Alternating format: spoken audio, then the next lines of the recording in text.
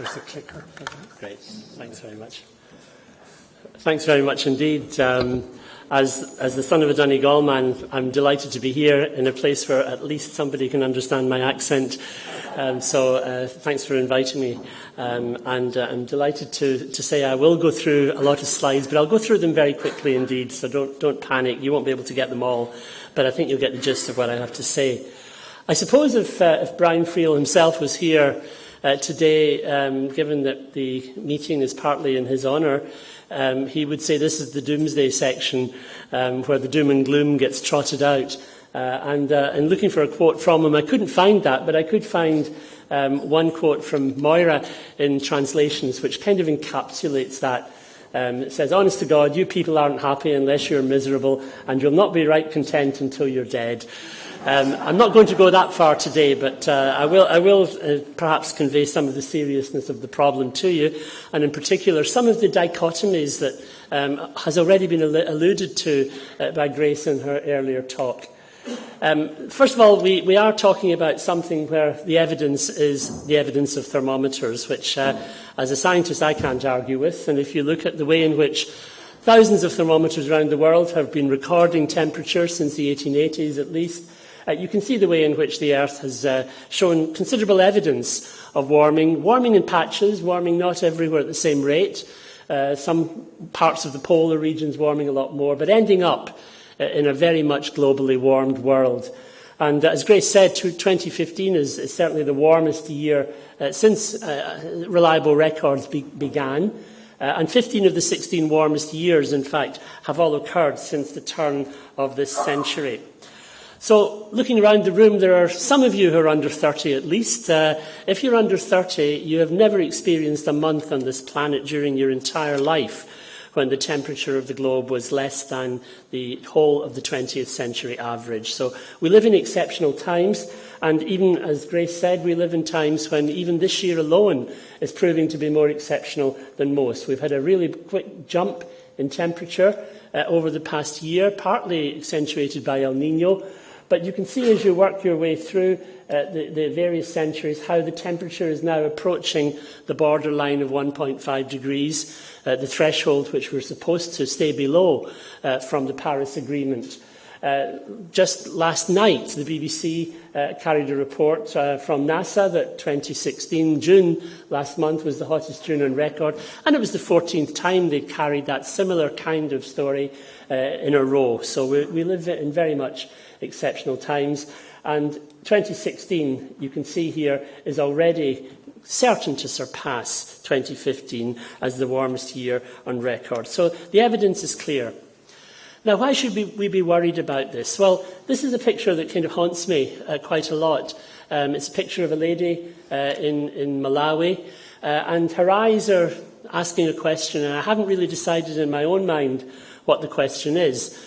It could be, I'm an independent woman, I'm carrying my baby on my back here, I'm walking 10 kilometres every day to collect firewood. I don't need your help, I just need a bit of guidance, and I need you not to make matters worse. Or she could be saying, my crops have failed again this year, the rains have stopped again, climate fluctuations are badly affecting my way of life, and you in Ireland are proposing to increase your greenhouse gas emissions in the next 10 years. Which of those two, maybe we'll come back to in a second. I wanted to explore it a bit further, and I went into the bush in Zambia last September and talked to people in a small gathering not unlike this, a small church gathering here, just like in Ireland, still very traditional. The men sit on one side and the women sit on the other. And of course, in that situation, you tend to look for the person with the longest memory and ask the old man how things have been going. And he said to me, well, it's been really bad. The rains have failed. They've become unreliable. We go out to plant our crop, and within 3 weeks the rains should come, but they don't, and therefore our crop shrivels up in the fields. We go out to harvest our crop in the harvest season, and the rains have retreated 3 weeks early, and our crops are dying in the fields, so our harvest is poor. And the question he was asking me, well, what's happening? Who's responsible for this? I couldn't bring myself to say, well, it's us in the developed world primarily that's adding to your woes. I went a little further into the bush to see the tourist sites. Many of you maybe even have been to Victoria Falls, this famous scene where the Zambezi pours over the escarpment, pours down into the largest water body on Earth, in Lake Kariba, generates 90% or more of the electricity of the whole vast country of Zambia. That's how it looked this time last year. I didn't go in June, I went in September, and, well, this is how it looked in September. And that's the reality of climate change. No water going over the Victoria Falls. No water, more importantly, going into Lake Kariba. No electricity being generated. So you have a 90% loss of energy, 90% loss of electricity. The people in the big cities facing 18 hours a day of power cuts in a tropical country where you do need energy, not so much for your heat, obviously, but you need energy for cooking your meal every evening. And without that, you have to resort to charcoal. The charcoal sellers make a killing. They deforest the local landscape. The urban dwellers try to bring wood any way they can into the cities to keep themselves fed with wood for cooking their evening meal. And of course, for our friends, the poorest parts of society, the journey for firewood gets longer and gets more arduous. This is the reality of climate change. It's not simply a temperature or rainfall thing, it's the consequences of it and the effect it has on those people in the world who have had nothing to do with producing it, but who have the greatest burden to bear. Now, we know the causes from the Intergovernmental Panel on Climate Change's reports over the years, becoming increasingly strident. We now know that it's human influence that's driving climate today. It's not natural. It's human influence that's the dominant influence on climate. And we can see the extent to which our observed changes are only explicable in terms of the greenhouse gases and anthropogenic influences associated with them. So the evidence is clear. We can therefore project forward what things are going to change, and we know if we continue on the current path, we face a rise of somewhere around 4 degrees, I should say, by the end of the century. Disastrous for everything, not just for people, but for the whole biodiversity of many parts of the planet. Temperature changes, which are also magnified by rainfall changes in key parts of the world, where rainfall is a matter of life and death. It won't matter too much in some parts of the world to get a little extra rain, but in some parts of the world, it is literally a matter of life and death. Now, that's the temperature record, but nature is, of course, way ahead of us as scientists, and already is telling us that those changes are underway. You could, for example, in September last year, at the peak of the open ocean in the Arctic, you could sail from Donegal here all the way around northern Siberia to Japan without encountering any ice at all. You could also sail from Donegal all the way through the Northwest Passage to California and to the west coast of the United States. Change days from what it was a century or so ago. And also we know that a lot of that is accelerating. Greenland is melting more quickly than the models thought. The Arctic sea ice is melting more quickly. The Antarctic is also, now we know, not as stable as we thought and melting, contributing each year 150,000 million tonnes of water to the global ocean. So it's not surprising sea level is changing in that situation. Just looking at that picture from yesterday, we're down here at the moment in the current cycle, and we're trundling along the record low for Arctic sea ice already in 2016. So changes are happening which we wouldn't really have anticipated. You can sail now, and commercial activities sail all the way around through the Northeast Pacific. About 400 ships a year this year will do it, saving 21 days off the route around the Cape of Good Hope, saving about $300,000 for every trip. So the commercial world, the economics of all of this are opening up with possible consequences in this fragile environment where we to get an oil spill, for example. And that's very different from what things were like in the last century, where people here, like Sir John Franklin, spent their life trying to find the Northwest Passage, eventually perished. Eventually the crew resorted to cannibalism in a vain attempt to stay alive. Very different from today, where, as from next year, you can get the cruise ship around. You can go on a cruise from Anchorage here in Alaska, all the way around the Northwest Passage to New York. It'll only cost you $21,000. But nevertheless, it's an indication of the way the world is changing and changing rapidly. But it's not those affluent people who are going to be the victims. It's the people in sub-Saharan Africa. It's the people in the small island states, which Grace talked about, where we're going to lose cultures. We're actually causing them to lose their... They have no consequential impact in causing climate change, yet we're destroying their cultures. But in particular, places like the great deltas of the world, where the sea meets the rivers and the river sediment depresses the landscape as it comes to a stop, the river, and so we get the telescoping of sea level rise into a shorter period of time because the land is subsiding as well. Bangladesh, the best known. Here's Ireland for scale. You can see the colours here indicating low-lying areas below 4 or 5 metres above sea level. Slight difference though, Ireland has 6 million people on the island now. In Bangladesh, roughly, we have 160 million. So when this floods, and even a metre of flood will cause something like the area of Ireland to be lost, there is nowhere for those people to go to in that crowded landscape. So Grace hinted at the consequences of migration. What we're seeing in the Mediterranean will be very, very small beer indeed to what we start seeing around the world when this begins to happen. And 1 metre in sea level rise is projected to happen in the next 40 to 50 years there. Of course, extremes are happening already in places like the Philippines, which Sean will talk about. Tacloban here, the deepest ever hurricane making landfall.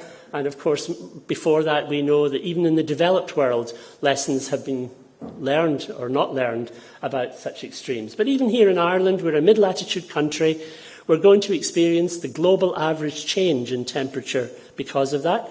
And indeed, we have, over the last decade or last few decades, followed the global trend very closely. So, not surprisingly, we in Ireland have warmed up by about 0.5 degree in the past 30 years. Wherever you go in Ireland, it's 0.5 degree warmer than it was 30 years ago. Here's Malin Head, and you can see in July, it's about 0.7 degrees warmer now than it was 30 years ago in this location of Donegal. So we're not immune from any of this, and indeed, we know that we face, from our models in Maynooth here, we know we face increased acceleration of those temperature changes.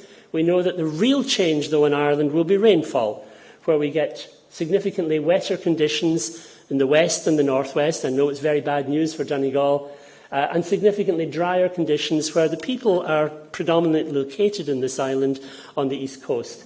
And when we feed those kinds of models into hydrology models, we see, as the years go on, we see the emergence of a flood problem in the winter months and a drought problem emerging in the summer months. So maybe we're seeing some of that. If you remember last winter, have we made the association between the extremes of recent years and climate change? We haven't. This is the Moy, the highest ever flow in December during the wet period last year. We've seen these kinds of scenes from Cork underwater to the Shannon last winter to previous flood events. We don't really connect those extremes with climate change, but that is the first signal of climate change. And of course, events like this, which cost Irish farming 500 million, were very quickly forgotten about, unfortunately. And we don't forget easily either, do we, about the storms of the winter before last. Very marked events, including up here. So all of these are important. But what is also important is the loss of our biodiversity, the changes in the Irish landscape. You were probably brought up listening to the cry of the curlew. I'm afraid your grandchildren will not hear the cry of the curlew. That's going to be gone. You were probably maybe went fishing for Arctic char in the mountains of Donegal. They're not going to survive the warming either. And a lot of other species are going to be extinct. So we're facing changes in our landscape in terms of dry summers not doing much for our bogs, or sea level not doing much for our salt marshes, or the Machair, and of course warming not doing much for our montane habitats as well. Not that we look after our landscape very well. I mean, if you go abroad and you tell people the big debate in Ireland about the formation of a government was how much of our carbon store we were going to burn, they will not take you seriously. And yet that is the reality, that at the moment you as a taxpayer are being very generous. You pay round about €240,000 to each and every job in a peat burning power station. The IDA reckon you can get a job for about €11,000. So we're burning and destroying the carbon store. At the same time, we want to find other ingenious ways of counting sequestration to get a get-out-of-jail-free card for our other emissions. There are other aspects. How am I doing? 5 minutes? There are other aspects which I think are worth mentioning, and of course there will be other species. Finding a new Ireland more conducive to their way of life, if you like the giant rhubarb here, which is running amok in some parts of Western Ireland at the moment. Invasive species, which we have to model and see where is it most likely to come in. Invasive insect attacks, which will come in and attack our forestry in particular. This is one we've been studying quite a lot in Maynooth, the horse chestnut leaf miner. When it gets established, it turns chestnuts at this time of the year, chestnut leaves, into these kinds of horrible messes and eventually kills them off. The problem is, well, it can't be eradicated. You have to burn everything to eradicate it because the larvae can overwinter in the leaf. And so the eradication success is only 2%. Where does it come from? It's come from Macedonia.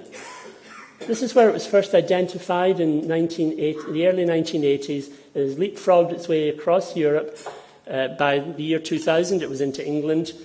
It made its way through England very quickly, and by 5 or 6 years ago was in Holyhead waiting for the boat. Sad to say, it made the boat, and it's now cropping up in Eastern Ireland around Belfast and Dublin. So if you have chestnut trees, watch out for them. There are other things on the horizon making their way to the Channel coast, like the pine processionary moth. And they are the things which are attacking the trees which your children and your grandchildren are relying on for their pension in 40 or 50 years' time. There are things that we will pay a cost for. We will pay a cost for contaminating our water supply, our groundwater supply, from badly sited septic tanks, and too many of them in places where rainfall is increasing and groundwater vulnerability is there. We will pay a price for our infrastructure when we have to start moving large-scale infrastructure away from exposed coastal locations. We will pay a price for our cities when sea level rise and storm activity threatens to flood undefended parts of our cities and counties. And you can see those prices are very big. Just simply, if you take, let's say we've got Donegal here. Simply 57 million alone from a 2-metre surge in Donegal. Not very much compared to maybe 1.5 billion for the whole country from that kind of a surge. So the evidence is there that tackling climate change will cost an awful lot less than leaving it to fester and paying a higher price. So Ban Ki-moon has been very active, and he gave us a warning this time last year. He said, look, in Ireland you have been champions of the developing world in terms of tackling hunger. That's no longer required. That's no longer enough. You have to also now tackle climate change, because here are your problems. You have emissions in Ireland alone of greenhouse gases which exceed the 400 million poorest people on the planet. It's not that you're an insignificant little island by any means. Certainly the big players of China, of Russia and the EU have to get their act together and are getting their act together. But we cannot absolve ourselves from personal responsibility. And of course they are getting their act together in the context of Paris, Ban Ki-moon and the China and US agreement, the Laudato Si document of Pope Francis, a seminal document which Sean will talk about, and the efforts of the French diplomatic system, yielding the Paris Agreement. I won't go into the details, had some great things in it.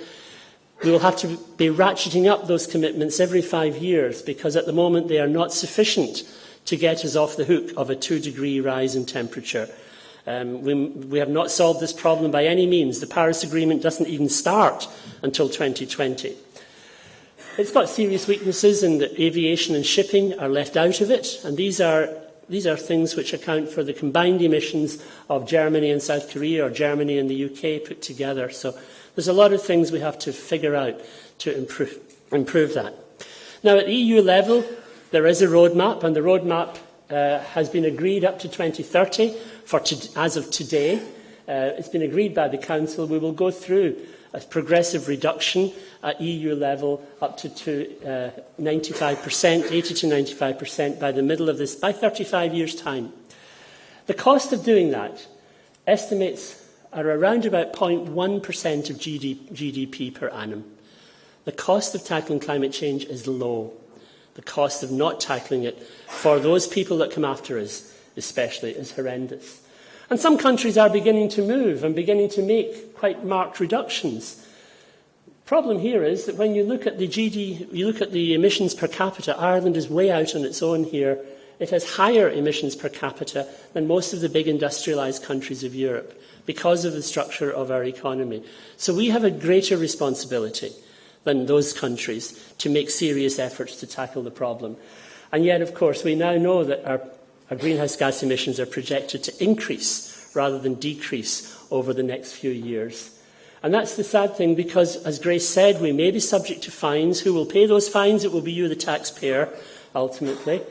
And as of today, Joe has an uncanny knack of getting a session on critical days. As of today, the EU have launched the 2030 effort sharing decision targets.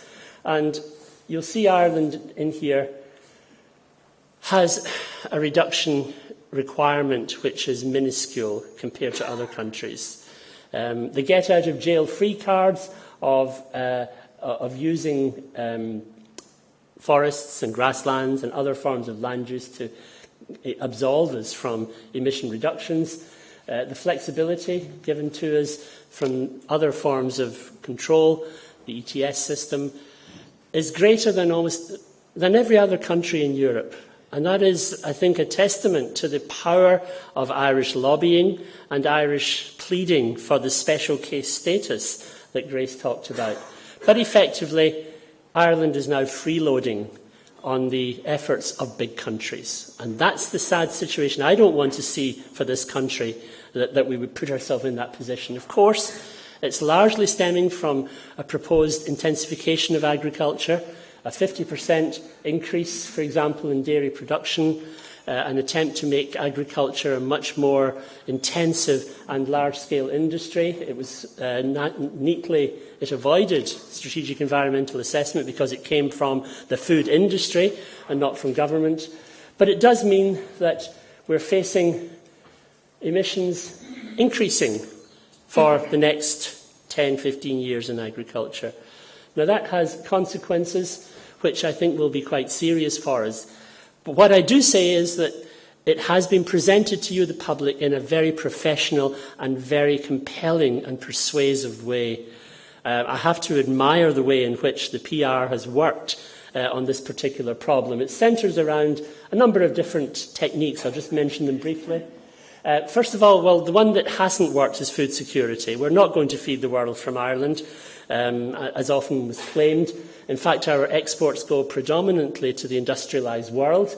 The idea of us feeding China, sending powdered milk to discourage Chinese mothers from breastfeeding is the primary market target, while at the same time we spend 100,000 of your taxpayers' money trying to discourage Irish mothers from breastfeeding, trying to encourage Irish mothers to breastfeed. So we have this dichotomy in policy. And we are effectively also a food importing country. We import enough food in Ireland in calorie terms to feed 1.4 million people elsewhere. So that's a myth that's gone. The PR campaign has been really successful. I have to admit, having Saoirse Ronan romping through the fields has been very powerful as an image for Origin Green, and it has some positive aspects to it. It gets farmers to think a little about their involvement in sustainability. It gets them to engage on sustainability thinking as well, and publicly reporting things. But it has weaknesses in that you can't really claim sustainability if you're going to double or increase your overall emissions at the same time. Also, the other policy of changing the metric, quietly changing what scientists call the carbon footprint to a new form, which is the carbon footprint as expressed per unit of output intensity, is meaningless to the atmosphere. The atmosphere doesn't understand any of these fancy statistics. All that matters is emissions, and emissions are going up. So whatever you tell the atmosphere that we're as efficient as Austria producing milk, it doesn't really matter. Indeed, if we do compare milk and beef production, Ireland is not an efficient country. In terms of the calories, it's the second least efficient country in the community, in the Union, to do that. Thirdly, then, changing the metrics counting the hedges, counting the grasses, trying to find ways of sequestering, has been an effective lobby in Europe and has worked, but really it's not a substitute for mitigation. And carbon leakage has a double-edged sword to it. I'm quite sure that the 1 million tonnes of CO2 leakage we export to the UK will have consequences if it's measured by the UK as well as leakage. So our negotiating pillars, which have proven have very successful, unfortunately, 5 minutes? No, less. Less, okay. Have proven very successful. I think we have to question. Better than Brazil? Is that our argument, our best argument? Count the hedges for offsets? Is that the best thing we can do? And freeload in other countries' efforts. As a taxpayer, you pay a tax on your car or your house, and you pay a carbon tax. Our farmers are great. I have the greatest respect for our farmers. They are great custodians of the landscape. Someone should pay the pollution bill. It shouldn't be them. To me, it should be the food companies. So at the moment, this is where we're going. We're going to a situation where all of our emissions by 35 years' time will be allocated to agriculture. We're going to a situation where the double speak that you see here has worked in Brussels. You can go to the UN and say how great our efforts are, how much we're going to do, the clock is ticking. Then the next week you can go and say we're not going to get hammered in Ireland by what they want us to do. I'll mention this, I'll go on from this, Sean will talk about this, but the last point I want to make is the key one. It's the scientific output from the IPCC, which says the temperature rise is directly proportional to the cumulative, how much CO2 you put into the atmosphere historically. So we can say how much do we have if we want to stay within 2 degrees of warming, and the figure comes out at about 790 billion tonnes. That's our limit forever. Once we exceed that, we're above 2 degrees. We've burned already our way through 545. We have about 2 decades left before the window closes on your children, your grandchildren, and for the next 5 generations. So that's where we're going. Young people are beginning to move in terms of litigation. They're beginning to move in terms of divestment from fossil fuel companies, big time. About 3.4 trillion of divestment has now taken place. The first university in Europe was Glasgow. The first university in Ireland was Maynooth. It's a growing and rapidly mushrooming movement. And it's important because at the end of the day, we have to say where we're going in terms of conclusions. And I think the big conclusion is we haven't really accepted at a national scale the urgency of the problem. Our climate change policy has been captured and controlled by powerful sectoral vested interests, not necessarily looking at intergenerational equity in any form, and damage is being done to our international reputation in Europe and abroad. That's important because ultimately this is who we're answerable to. Thank you.